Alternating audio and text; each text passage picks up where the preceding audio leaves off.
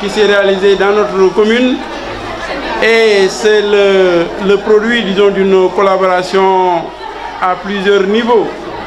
C'est vrai que la mairie a participé, mais bon, c'est vraiment les techniciens, c'est le savoir-faire, c'est aussi cette générosité qui a permis le partage de cette technique.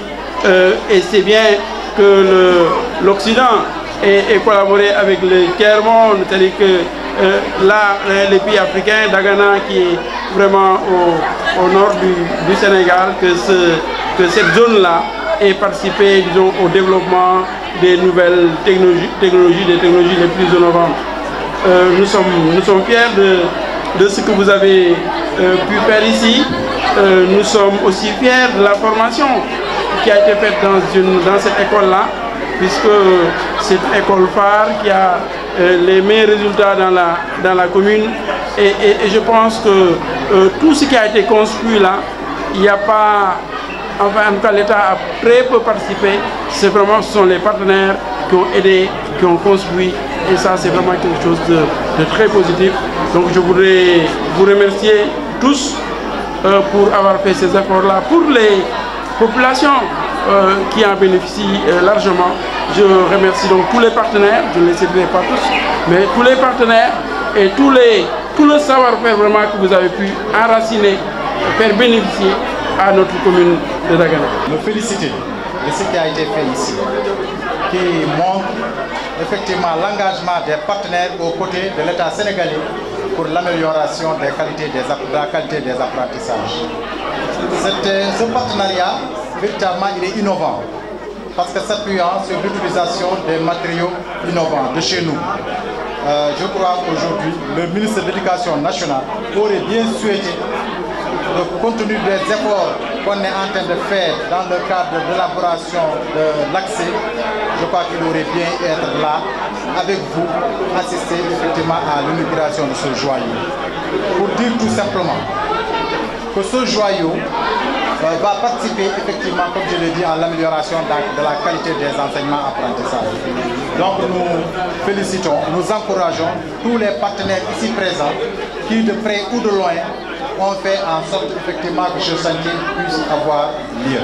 Nous remercions de vive voix monsieur le directeur de l'école, monsieur Papa Maïséan, qui, très engagé, a fait de cette école une école moderne, une école de qualité, mais surtout une école où on déroule effectivement des expérimentations, comme par exemple les techniques Célestin Frény. Je crois que vous savez, monsieur Anne, en tant que directeur, vous avez tout le soutien de l'ensemble de l'administration de l'école et de l'IEF en particulier. Nous remercions. Le TIFA empêche le développement de l'agriculture irriguée, qui représente quelque chose de très significatif au Sénégal.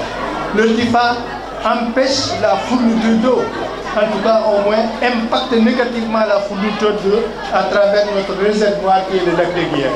Le TIFA impacte le développement quand même de le volet navigation de l'OMVS. C'est pourquoi aujourd'hui, je pense qu'il y a tellement d'impact qu'aujourd'hui, avec en tout cas la valorisation que nous sommes en train de trouver, il n'y aura que des avantages. Parce qu'on pense qu'à travers cette valorisation du TIFA, on peut transformer cette nuisance dorénavant en une ressource. Pour les matériaux de construction, on va améliorer beaucoup l'irrigation au niveau de la vallée du fleuve Sénégal. On va peut-être rendre plus faisable les projets de navigation sur le fleuve Sénégal. On va réduire l'impact sanitaire sur les populations riveraines qui vivent dans la vallée du fleuve Sénégal. Et aussi, et surtout, le bénéfice mondial, c'est-à-dire qu'en tant que matériau de construction, ça va permettre de réduire la consommation d'énergie électrique et donc de réduire aussi les émissions de gaz à effet de serre.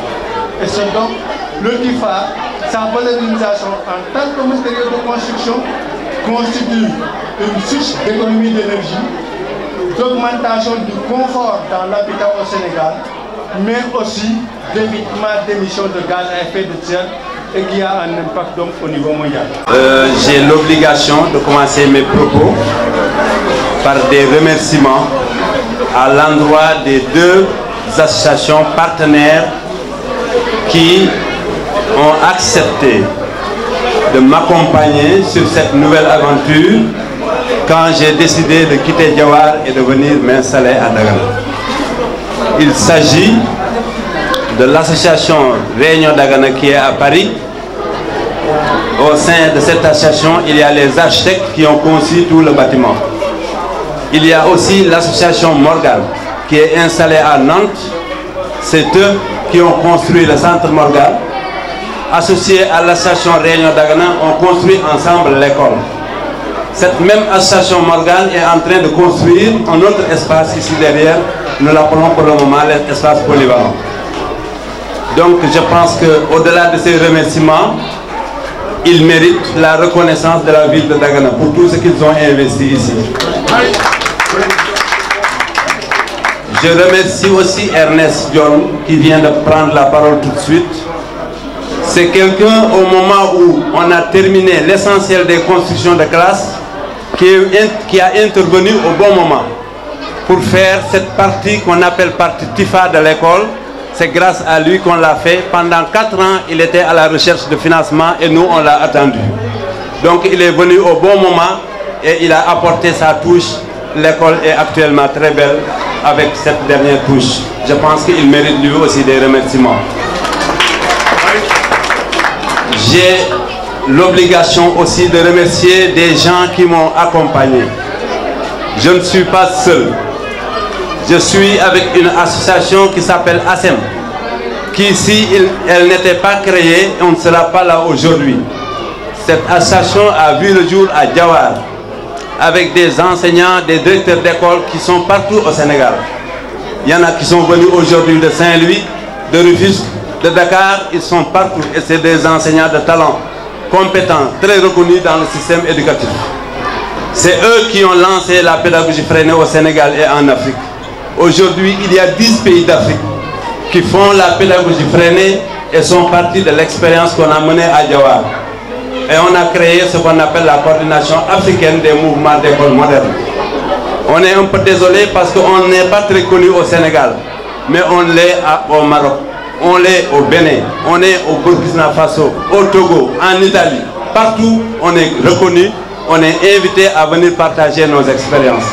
Je pense que les efforts qu'on a fournis auprès des ministres de l'Éducation nationale du Sénégal devaient aujourd'hui aboutir à une large diffusion de ces expériences-là dans le pays. C'est l'ONG Aide Action qui nous aide à aller partager nos expériences. Mais sinon, le ministère n'a pas encore fait ce qu'on attend de lui. J'ai aussi à dire, on vient de réaliser un beau bijou.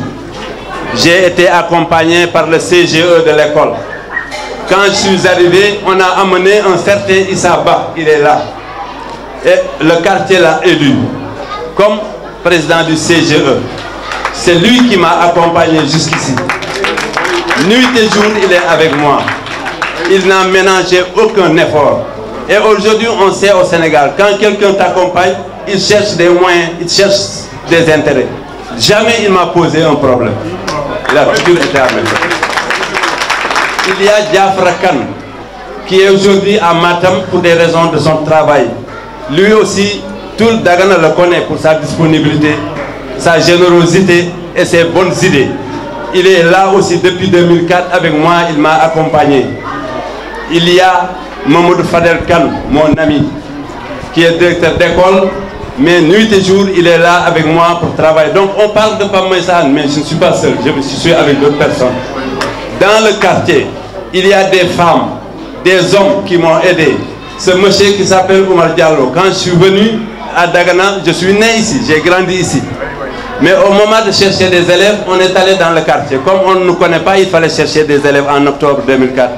Quand on allait dans les maisons, c'est lui qui me présentait aux gens. Personne ne me connaissait, sauf ceux qui ont vu nos expériences sur TV5. Ce sont ces gens-là qui sont venus nous présenter leurs élèves, leurs enfants. Mais sinon, le quartier ne nous connaissait pas. Ils ne voulaient même pas nous donner leurs enfants. C'est lui. Mais au bout de 2 ans, 3 ans, maintenant, ce n'est plus le cas. Alors, je remercie aussi d'autres membres du CGE, comme Khalidou, comme Yamar, Binta Kamara, Maridien. C'est des gens qui sont toujours là, qui nous ont aidés à réaliser ce que nous sommes en train d'inaugurer aujourd'hui. J'ajoute quelque chose. Tout ce qu'on a fait ici est fait par des ouvriers de Dagana, sauf cette partie. Tout est ouvrier de Dagana. Entrepreneurs de Dagana, plombiers de Dagana, électriciens de Dagana, tous sont de Dagana qualifiés. C'est la question qu'on me pose toujours. Qui a construit ça? Je dis c'est des Daganois. Il y a des compétences ici à Dagana. Oui, c'est ça. L'autre fait que je veux faire dire, on vient de réaliser une belle école. L'école est bien faite. Ce qui se fait à l'école est aussi important. C'est des techniques qu'aujourd'hui, partout dans le monde, on nous appelle pour venir les partager. Nous avons besoin de soutien. De soutien de tout le monde. Non seulement de l'inspection, mais de tout le monde. Quand on était venu ici, pour la première fois, c'est Oumar Sarr qui nous a reçus à la SICAP. Il nous a invités à dîner, c'était un mois de Ramadan 2004. Et on lui a parlé de notre projet. Dieu a fait que c'est aujourd'hui lui encore qui inaugure l'école. Dieu fait bien les choses. Il n'y a pas de hasard, Anta, tu as bien dit. Alors l'école est un patrimoine de Dagana. On ne trouve nulle part une école comme ça. Donc Dagana doit se charger de gérer cette école. Elle n'appartient pas à une personne. Elle n'appartient pas à l'État. Elle n'appartient pas aux enseignants. Une école, ça appartient aux populations. Ce sont les populations qui restent. Les gouvernements passent, les enseignants passent. Ce sont les populations qui restent, qui amènent leurs enfants. C'est pour vous ce bijou. Il faut vraiment l'entretenir et mettre tout en œuvre pour que ça reste toujours un bijou. Je voudrais lancer un appel au sortir de cette rencontre. Je voudrais que l'équipe pédagogique de l'école qui m'a accompagné jusqu'ici et qui sont aujourd'hui compétents, capables de diriger l'école sans moi. Il y a des enseignants compétents ici dans cette école. Je voudrais qu'à la sortie de cette journée, qu'on organise une rencontre avec l'inspection, avec les parents d'élèves, avec l'équipe enseignante, la mairie et toutes les parties présentes pour qu'on réfléchisse comment protéger ce patrimoine. Ça n'appartient plus à une personne, ça appartient à toute une ville, à tout un pays. Il faut le protéger.